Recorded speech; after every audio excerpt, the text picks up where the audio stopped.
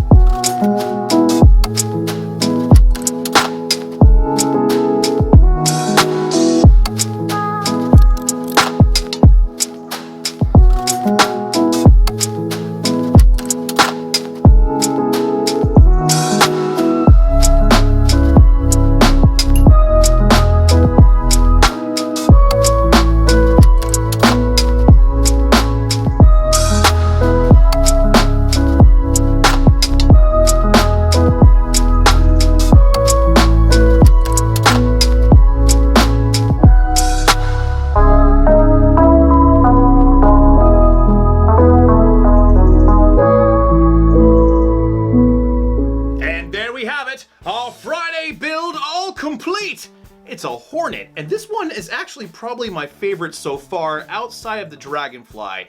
The Dragonfly looks the coolest, it's also the most buggiest, no pun intended. This one here actually went together really well too.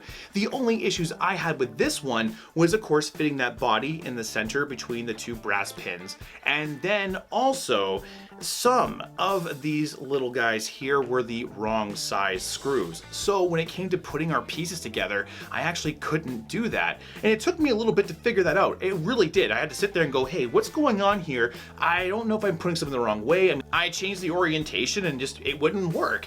And I thought that maybe I was missing something. And then I realized that it just was mathematically impossible for that screw to be able to fit in the hole. So I went into the spare parts, which comes with the kit, and found the correct screw, and that quick little swap fixed everything. And this guy really does look neat when it's complete, much like this entire series so far.